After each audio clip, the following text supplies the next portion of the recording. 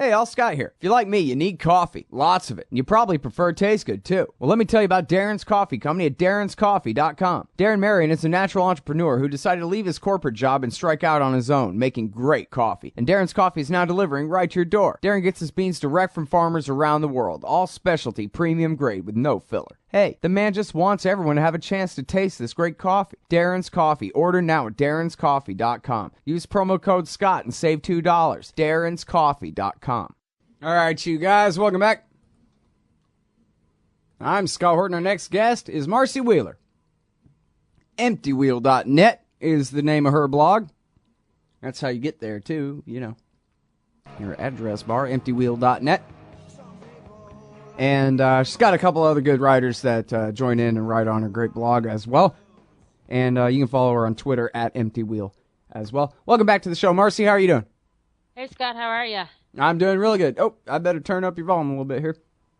Hey, so lots of important stuff going on your beat here, and that is national security, state news, and legalities, and these kinds of things, torture and spying and all of that. And so I guess first things first, let's talk about torture and the torture report. And I guess could you give us the status of the haggles and then, over who's releasing what and when? And then what about these new talking points that were accidentally leaked, they're saying? I don't know. Well, first, did you see the breaking news that John Brennan has confessed that CIA did illegally spy on the Senate? Oh, yeah, that was in there, too. Yeah, so that's the breaking news. Go ahead and talk about that. Now that DOJ has cleared the CIA, is not going to criminally investigate them, John Brennan came to Dianne Feinstein and Saxby-Chambliss and admitted that, in fact, they had broken the law and spied on their congressional overseers. So that's where we end up. That is such a big deal, too. I mean, if there weren't, 6 wars and the prospect of 8 going on right now, that would just be the absolute, constitutional crisis of the decade right there. Imagine the CIA spying on the Senate Intelligence Committee. What? Right, and spying to figure out what they were doing with the torture report, which probably got dumped back in Dianne Feinstein's lap at the same moment as this IG report showing that she had been spied on. So it's a crazy week for her. One of the interesting aspects, so the Senate intelligence, the torture report, barring gross redactions that the Senate will fight, we should expect the Senate torture report to come out in the next couple weeks. One of the things the Senate torture report reveals is that Colin Powell was not briefed on the torture. That we actually knew, or at least I knew, because I reported back in 2009. But, the AP is catching up on that front. But what's interesting is that some of the ambassadors in the countries where we were torturing people, so places like Thailand, Poland, Romania, Egypt, some of those ambassadors did know about the torture, and they were instructed not to tell their bosses about it. That's amazing. And you think that really held, huh? That many ambassadors refused to tell Colin Powell what they knew about torture going on under their jurisdiction? Well, not all of them knew. And then, I looked at just 2 examples. One is the ambassador in Thailand, while we were torturing Abu Zubaydah, literally got his ambassador papers. He presented his credentials, which is the formal part of presenting yourself to the host country. He presented his credentials the day after Abu Zubaydah was captured. So he comes in and all of a sudden he has to deal with torture on his watch. So, I don't know if they told him or not. What a way to start the job, though, right? Is your country's using the country that you are the ambassador to torture. One of the other interesting ambassadors, and again, we don't know whether these people were briefed or not, but Chris Hill, who was the ambassador to Poland, a career diplomat, ambassador to Poland from 2000 to 2004.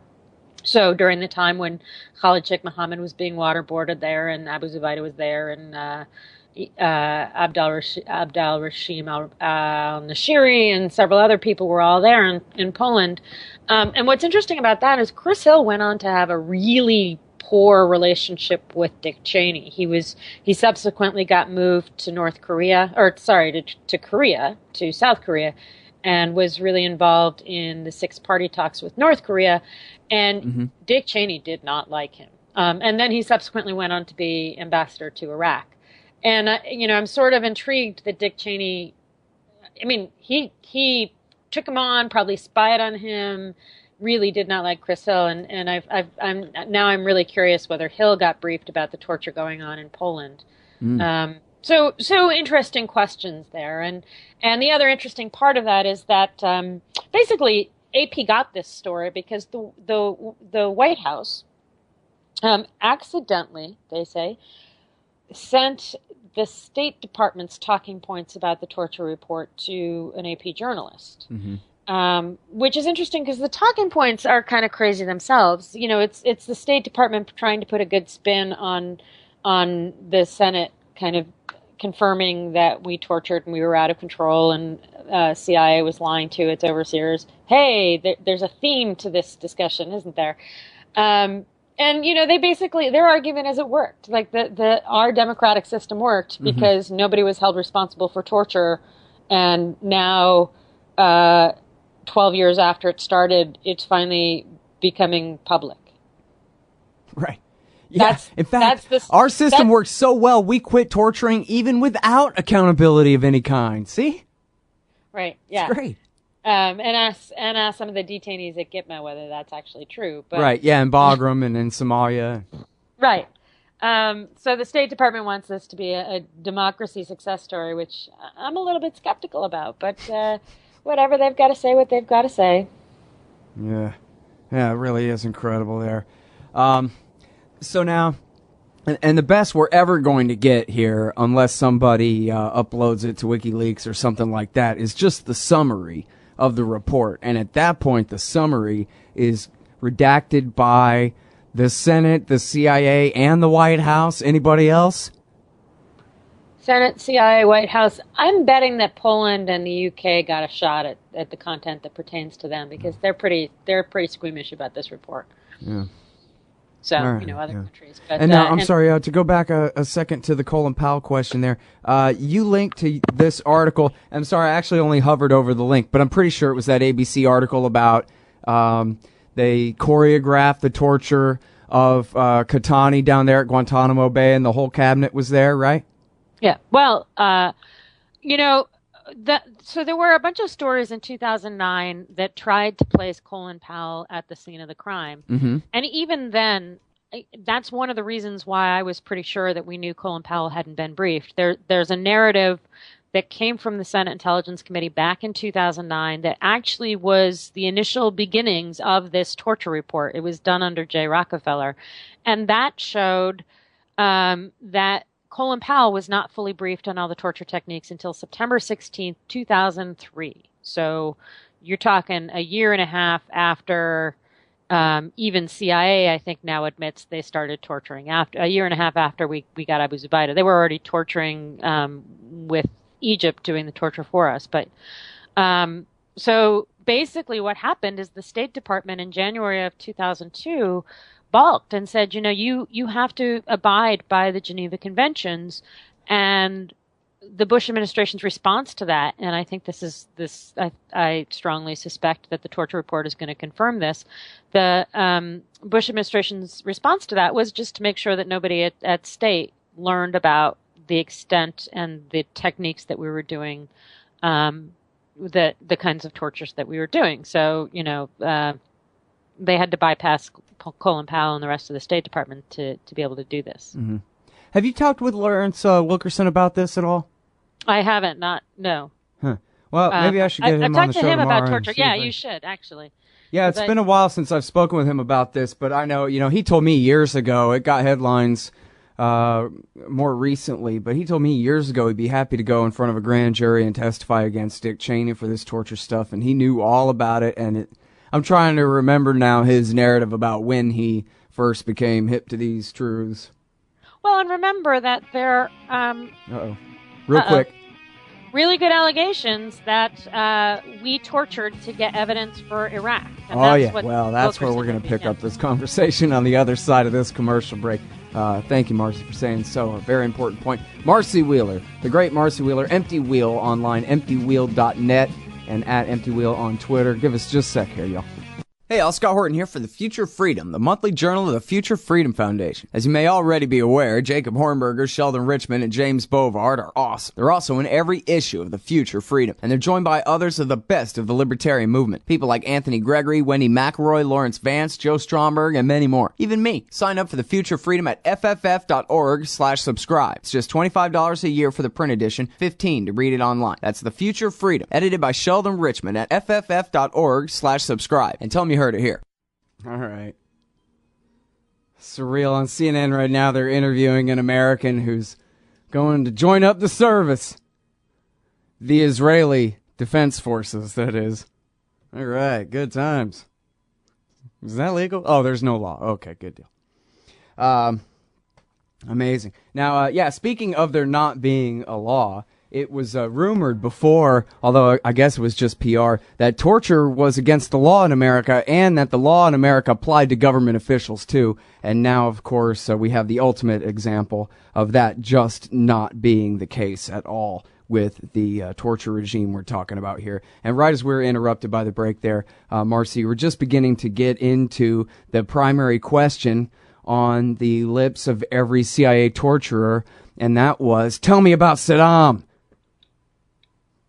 Well, tell me about the relationship between Al-Qaeda and Saddam and how, and while I am making you think you're drowning, tell me that Al-Qaeda provided chemical weapons to Saddam. So more specifically, it wasn't just to tell me about Saddam. It was invent a relationship between Al-Qaeda and Saddam so that we can attack Saddam under the guise of counterterrorism. Right. Yeah, and then as my friend is pointing out in the chat room here, of course, the whole scam was we need somebody making these accusations on tape, and then they're just going to destroy the tapes anyway. They could have just made it up without even torturing anybody. They didn't need to torture Libby or anybody else into this stuff. Well, never mind. I was going to get into how Libby sort of got suicided at the time in 2009 when the Senate Intelligence Committee was just investigating this. But maybe we should talk about NSA and the reform that's not really all that great. Yeah. Well, one more note on that is that, and I'm sure that you have the encyclopedia of it somewhere on emptywheel.net, but I could also recommend Jonathan Landay from McClatchy Newspapers, who did a great report on the connection between the torture regime and the lies, as you say, connecting Saddam Hussein's apparatus with that of Osama bin Laden's. So that's not just some conjecture. There's, a lot of solid reporting about that if people want to look into it. Anyway. Yeah, Landay did great work on that. Yep. All right, as he did a lot of that stuff. All right, so, yes, please, talk to me about the new Leahy bill, Patrick Leahy, in the U.S. Senate, the USA Freedom Act. Is that what it's still called? We're still calling. I haven't thought of the nickname for it yet, but once I do, I'll let you know. The original one, USA Freedom, became USA Freedom because it got watered down. Then it became USA Freedomer because it got watered down still further. This one's probably around the same level as USA Freedom. It has maybe a few more transparency pluses and then some other things that concern me. But so Leahy is trying to to his credit, I think he genuinely wants to do something to improve the dragnet surveillance, and got together with the administration, probably with Bob Litt again. And Bob Litt is, he's a jerk, but he manages to kind of own all the people in Congress that he tries to negotiate with. So congratulations to Bob Litt for being good at his job. Bob Litt is the general counsel for James Clapper. And, they put together a bill that is better than the USA Freedomer Act, but still, just as an example, it remember how witness after witness after witness after witness got before Congress and said, well, we get the phone calls from bad evil suspect and all the people he calls, and then we also get the people all those people call, and the entire premise of this program, according to every witness who has testified, is it's about finding who bad people call and who those people call, right? It's about phone calls actually made. Well, the bill that Leahy and a bunch of non-governmental organizations, things like people like the ACLU and EFF, they're embracing, doesn't chain on actual calls made. It chains on connections. And I don't know what that means. I know as much about this phone dragnet as anybody outside of government, and I can't tell you what that means, and neither can any of these people who are running up and down and applauding this bill. And so for all we know, what it's going to do is basically put the NSA inside your smartphone inside the offices of an immunized telecom. There's no language to prevent that. There's, the only restrictions on what the NSA does once it gets into the offices of these immunized telecoms is that they have to have some kind of call record at each stage of the chaining process. But, a phone number is a call record. A cell phone handset ID is a call record. So it's not clear what this bill does, and yet everyone's running around trying to get it passed already. And including, you're saying, all the activists. And it's not that you haven't read the ACLU's blog where they explain their support. What are they saying about it? They just don't get it either, but they're not seeing what they don't get the way you do? Is that it? Well,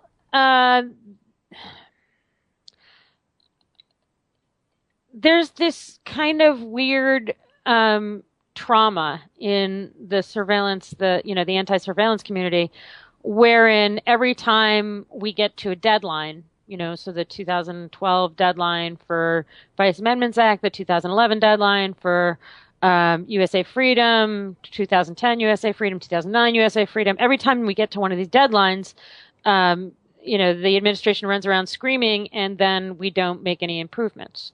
And so I think their strategy is to trade away the farm ahead of time now rather than at the last minute. Because what this bill also does is extend the deadline for USA Freedom. It would be June of next year. So, if this bill doesn't pass, the government's going to have to do something just to preempt this last minute capitulation and capitulate ahead of time. I mean, that's, I don't know. It doesn't, This bill is not going to pass until after recess. So we've got a couple weeks to figure out what the heck the bill does. And the activist community, not all of them, but many of them came out ahead of time and said, "Yay, bill, we support this bill," without finding out very basic things like what does connection chaining mean. And that just mystifies me. But, I'm not a membership organization. I'm just me. If anybody wants to donate to me, that's great. But otherwise, I just do what I do in my room every day and call it like I see it. And I see that this bill is an improvement off of USA Freedom Act. It doesn't entirely end bulk collection. In fact, I believe that it sort of, for one kind of Section 215 stuff, it requires you to use an individual. For the other kind, the kind of traditional kind, it requires you to use a person. And the only reason to make that distinction is if you mean person in the broad sense, including corporate people. So in other words, they think that that it is not bulky to collect data on a corporation like Western Union, which there have been multiple reports CIA has done under Section 215. So in other words, they're collecting Western Union and sorting through it to try and find terrorist finance that way. Yeah, I mean, if I understand you right, Marcy, what you're telling me is they're simply shifting, maybe a little bit about, which database they're looking at, and they're shifting the terms used. But, we're looking at the connection, not the spreadsheet or whatever. But meanwhile, all they mean is which numbers they're calling which numbers, just like before. They need the haystack to find the needle and all that crap. No, I think it's actually radically different. This bill I'm does, an idiot. Pardon me. No, it's all right. What this bill does clearly is it defuses the safely kept nuclear bomb of the government having all phone records of all Americans. And that's important. I don't want to minimize that. So in other words, the U.S. government will no longer have all our phone records for the past 5 years. So it'll take them 5 years to age it off. So they'll have all our phone records from the last 4 years, and then 3 years, and then 2 years, and so on. In exchange for that, they have to go to the court and say, this is a bad guy. We want to go chain on this guy's calls. In exchange for that, I believe what they are getting, because they have gotten immunity for the telecoms. They have gotten compensation for the telecoms. They can dictate what kind of resources they need at the telecom.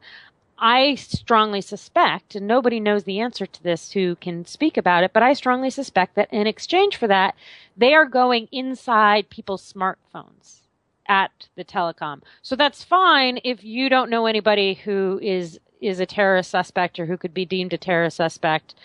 But if you do, then I think this bill significantly raises the chance that the NSA is going to be able to collect domestically things like your geolocation and things like your address books and things like, your calendars. And that's what has me so concerned about this. Right. Well, yeah, and the location data seems like it's the all-important thing because, just as much as, I guess, the cell phone data, the number calling data, but it's what we're talking about here really is the automation of governmental conspiracy theories about people. Right, well, that's what we're doing. Is whose living room have you been in, and then what might that mean, right? And their interpretation is always going to be the worst about any association. Right, and again, I want to stress, we don't know that, but we also don't know what they do, and there's nothing in the bill that prohibits that. So that's why I'm concerned. I see. All right. Well, thank you for correcting my errors. I do my best. That's why I keep bringing you on, is because you know this stuff so well, and I sure appreciate all your work. Thank you. Great to be on, Scott. All right, y'all. That's the great Marcy Wheeler. EmptyWheel.net is her website and also, of course, her Twitter handle, EmptyWheel. Hey, y'all. Scott Horton here. It's always safe to say that one should keep at least some of your savings in precious metals as a hedge against inflation. And if this economy ever does heat back up and the banks start expanding credit, rising prices could make metals a very profitable bet. Since 1977, Robertson Roberts Brokerage Inc. has been helping people buy and sell gold, silver, platinum, and palladium, and they do it well. They're fast, reliable, and trusted for more than 35 years. And they take Bitcoin. Call Robertson Roberts at 1-800-874-9760 or stop by rrbi.co. Hey, you own a business? Maybe we should consider advertising on the show. See if we can make a little bit of money. My email address is scott@scotthorton.org. Don't worry about things you can't control. Isn't that what they always say? But it's about impossible to avoid worrying about what's going on these days. The government has used the war on guns, the war on drugs, and the war on terrorism to tear our Bill of Rights to shreds. But you can fight back. The 10th Amendment Center has proven it, racking up major victories. For example, when the U.S. government claimed authority in the NDAA to have the military kidnap and detain Americans without trial, the nullifiers got a law passed in California, declaring the state's refusal to ever participate in any such thing. Their latest project is offnow.org, nullifying the National Security Agency. They've already gotten model legislation introduced in California, Arizona, Oklahoma, Missouri, and Kansas, meant to limit the power of the NSA to spy on Americans in those states. We'd be fools to wait around for the U.S. Congress or courts to roll back Big Brother. Our best chance is nullification and interposition on the state level. Go to offnow.org, print out that model legislation, and get to work nullifying the NSA. The hero Edward Snowden has risked everything to give us this chance. Let's take it. Offnow.org. The military-industrial complex. The disastrous rise of misplaced power. Hey, y'all, Scott Horton here. I'd like for you to read this book, The War State, by Michael Swanson. America's always gone to war a lot, though in older times it would disarm for a bit between each one. But in World War II, the U.S. built a military and intelligence apparatus so large, it ended up reducing the former constitutional government to an almost ceremonial role and converting our economy into an engine of destruction. In The War State, Michael Swanson does a great job telling the sordid history of the rise of this national security state, relying on important first-hand source material, but writing for you and me. Find out how Presidents Truman, Eisenhower, and Kennedy all alternately empowered and fought to control this imperial beast, and how the USA has gotten to where it is today. Corrupt, bankrupt, soaked in blood, despised by the world. The War State by Michael Swanson, available at Amazon.com and at Audible.com. Or just click the logo in the right-hand margin at scotthorton.org. We should take nothing for granted.